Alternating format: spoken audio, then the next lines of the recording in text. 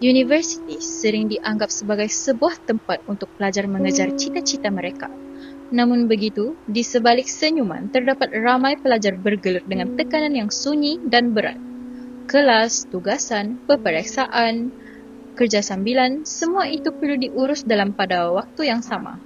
Pelajar bukan hanya mengejar kejayaan, namun begitu mereka juga tetap berusaha untuk bertahan.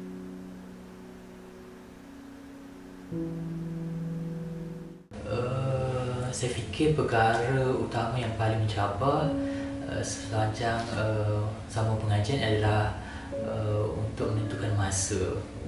Masa belajar, masa untuk diri sendiri. Kemudian dalam masa yang sama juga, apabila kita sama belajar, kita memerlukan kos kewangan lah, untuk sama belajar, untuk diri sendiri, untuk keluarga dan sebagainya. Jadi saya harus juga cari masa untuk mendapatkan pekerjaan sambilan untuk menampung perbelanjaan harian dan juga perbelanjaan pengajian. Pada pendapat saya, antara perkara yang paling mencabar seorang mahasiswa semasa berada di universiti adalah dari segi pembahagian masa, terutamanya bagi seseorang yang mempunyai jawatan dalam organisasi selain daripada belajar. Mereka perlu pandai membahagikan masa di mana waktu mereka untuk belajar fokus kepada pembelajaran dan di mana waktu mereka perlu fokus kepada organisasi yang mereka sertai. Jadi sekiranya seseorang mahasiswa itu tidak pandai membahagi masa, dia akan efek terutamanya dari segi pembelajaran. Tujuan kita di universiti bukan untuk berorganisasi, itu hanyalah sekadar tambah nilai dalam kehidupan sebagai seorang pelajar. Tapi tujuan utama kita sebagai mahasiswa adalah belajar untuk mencapai cita-cita yang kita impikan.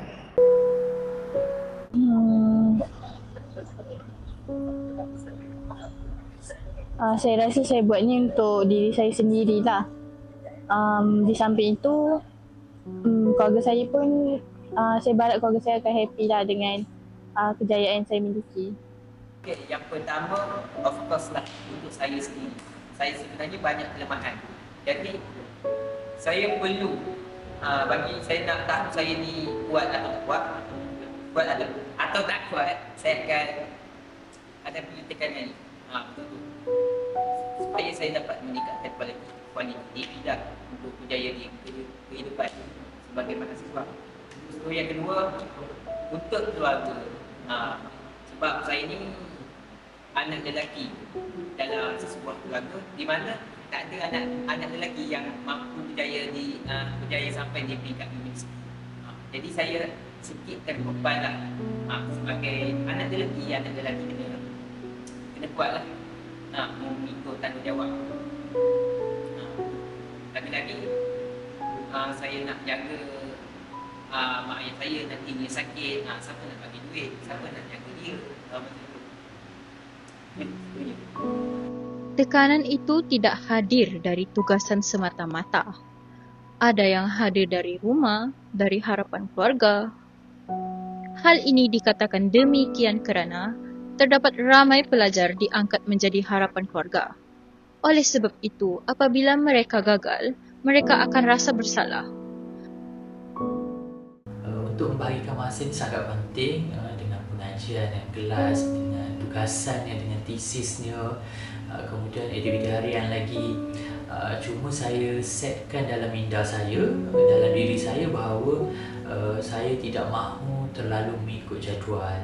Maksudnya kita ada masa-masa tertentu tetapi kita tidak limitkan waktu-waktu tertentu. Kalau hari Isnin kena buat ini saja, Selasa kena buat ini saja, tidak. Saya menjadikan jadual saya lebih fleksibel sebab dalam masa sama saya bekerja secara sambilan. Jadi ada tuntutan-tuntutan tertentu, ada masa-masa tertentu untuk saya penuhi. Jadi saya tidak meletakkan satu jadual yang tetap, sebaliknya membahagikan masanya mengikut kesenggangan, kesesuaian waktu yang ada. Saya seorang yang tidak teratur, which is saya tak organize. Jadi kalau saya buat jadual, saya pun tak boleh nak ikut jadual tu. Jadi saya cuma buat notes dekat phone macam contohlah hari Isnin saya ada 4 kelas. So saya akan balik ke dalam bilik pukul 5. Lepas tu saya akan tengok note saya yang saya ada latihan teater malam. Jadi saya akan berehat, lepas tu saya akan pergi latihan teater pula pada waktu malam. Macam tu je. Walau sedang mengharungi tekanan yang berat, namun sinar itu tetap masih ada. Pensyarah yang memahami, kaunselor yang mendengar. Ruang itu sentiasa dibuka untuk pelajar bersuara. Okey, baik. Untuk soalan ini, untuk perbezaan generasi lah, saya tak ambil daripada aspek saya mengajar saja. Saya ambil juga dari pengalaman saya lah sepanjang saya belajar daripada degree sehingga PhD. Sebenarnya wujud perbezaan lah untuk generasi dahulu dan sekarang, sebab untuk generasi sekarang yang saya lihat, cara untuk mereka menguruskan tekanan itu sangat berbeza kerana wujudnya media sosial dan sebagainya. Yang mana kalau kami dahulu, kalau ada sebarang isu, ada sebarang masalah tentang akademik dan sebagainya, kita akan berkongsi dengan rakan, orang yang terdekat lah. Sebab kita tak ada platform media sosial ni untuk meluah perasaan dan sebagainya. Jadi kita jumpa dengan orang yang terdekat kita, roommate dan sebagainya. Tapi generasi sekarang, mereka banyak habiskan masa di media sosial lah. Jadi mereka tak bersosial secara fizikal. Jadi cara mereka menguruskan tekanan tu adalah dengan menaikkan status WhatsApp, di Instagram, di TikTok dan sebagainya lah. Jadi hal ni menyebabkan banyak perkara-perkara yang mereka hadapi itu tidak diselesaikan, ya. Sebab bila mereka upload di media sosial dan sebagainya, mungkin kawan-kawan beri komen yang tak sepatutnya, yang tidak tahu isu yang sebenarnya, dan hal itu menambah lagi lah tekanan terhadap pelajar itu sendiri. Itu perbezaan yang saya nampak paling ketara media sosial. Sebab media sosial selain daripada dia memberi kemudahan, dia juga memberi tekanan itu sendiri kepada pelajar. Sebab mereka melihat kawan-kawan mereka pergi makan situ, pergi makan sini, ya, dapat kejayaan itu, dapat kejayaan ini, tapi mereka tak dapat. Benda itu juga menambahkan tekanan luar daripada aspek akademik dan secara tak langsung memberi gangguan kepada pembelajaran dan sebagainya lah. Itu pendapat saya tentang soalan tadi.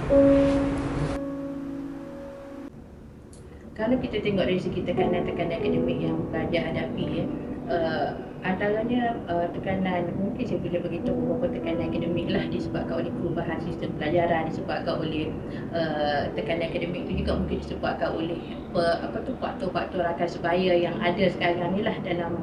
Dalam dunia konvensional itu mungkin tak sama keperluan dengan dunia yang moden ini. Jadi bagaimana faktor rakan sebaya itu dia mempengaruhi keperluan pelajar itu sendiri. Juga daripada aspek pelajar juga mungkin menghadapi aspek tekanan mental, kesihatan mental yang berkaitan dengan tekanan akademik tadi itu yang membawa kepada tekanan-tekanan yang dihadapi oleh pelajar. Lepas tu kalau kita nak tengok bagaimana pelajar hari ini, saya ada menghadapi juga berkaitan apa yang ditanya oleh saudari berkaitan bagaimana pelajar menghadapi tekanan akademik ini. Mereka gagal mata tugasan, gagal menyediakan assignment, segala keperluan yang diperlukan oleh pensyarah misalnya, ataupun pelajar juga gagal bekerjasama dengan ahli-ahli berbulan misalnya. Akan ada dalam satu kelas tu mungkin ada satu atau dua pelajar yang menghadapi masalah yang macam itulah. Begitu juga dengan kalau kata mereka tidak menghadapi tekanan akademik dari segi penghantaran tugasan yang tidak tetap pada waktu misalnya, mungkin mereka menghadapi tekanan-tekanan dari segi masalah yang pensyarah hadapi mungkin dari segi lewat hadir ke kelas tu perkara biasa, tapi ada yang tak hadir langsung dari segi jumlah kedatangan yang tak mencukupi. Itu juga akan menjadi satu masalah jugalah, dan kita merasakan itu mungkin juga dari segi tekanan akademik jugalah yang dihadapi oleh pelajar, ataupun disebabkan oleh kesibukan pelajar itu dalam menguruskan masa dia ketika di universiti itu. Bagi sesetengah orang, kehidupan kampus itu adalah perkara yang menyeramkan. Namun, untuk segelintir, ia merupakan sebuah perjuangan yang penuh dengan halangan. Oleh sebab itu, sekecil-kecil pertolongan memberi impak yang sangat bermakna. Okay, baik. Nasihat saya untuk pelajar yang sekiranya terdapat sebarang masalah, terutamanya berkaitan dengan tekanan akademik, yang berkaitan dengan pembelajaran, bagi saya pergilah berjumpa dengan kaunselor. Sebab di universiti memang kita dah sediakan kaunselor. Cuma kadang-kadang pelajar ni tak tahu akses, ataupun tahu tapi malu sebenarnya. Sebab dalam budaya kita, terutamanya masyarakat Asia, bukan Melayu sahaja tapi masyarakat Asia dan sebagainya, aspek-aspek tekanan, depression, anxiety ni semua selalu dianggap sebagai pelajar ni mengada-ngada, ya, saja manja dan sebagainya. Tapi tak, itu sebenarnya adalah masalah yang boleh membawa kepada masalah kesihatan yang lebih serius lah. Jadi nasihat saya kepada pelajar, kalau ada masalah ini, berjumpa dengan kaunselor yang sememangnya telah dilatih dan akan merahsiakan semua perbualan anda dengan beliau lah. Ya, mereka tidak akan mendedahkan, dia tak akan menceritakan, tak akan bergosip lah paling mudah kepada orang lain. Jadi tak perlu takut berjumpa dengan mereka untuk kamu luahkan.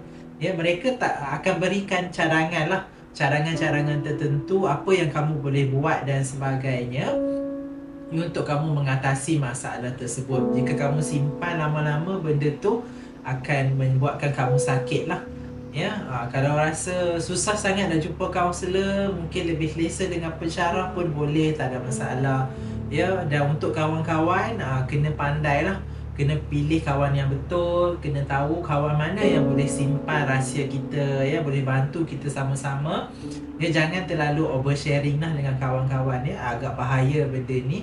Ya, jadi pelajar, bagi saya lebih elok pergi jumpa kaunselor yang tak ada hubungan dekat dengan kita, yang kita boleh bercerita masalah kita dan mereka boleh berikan penyelesaian yang terbaik lah. Itu nasihat saya. Mahasiswa dan mahasiswi itu bukanlah mesin tempur. Oleh itu, untuk mengecapi masa depan yang lebih sehat, ada pihak perlu mendengar mereka. Mahasiswa dan mahasiswi ini memerlukan sokongan, ruang dan pemahaman. Bukannya tekanan yang menekan, tetapi keseimbangan yang menyokong.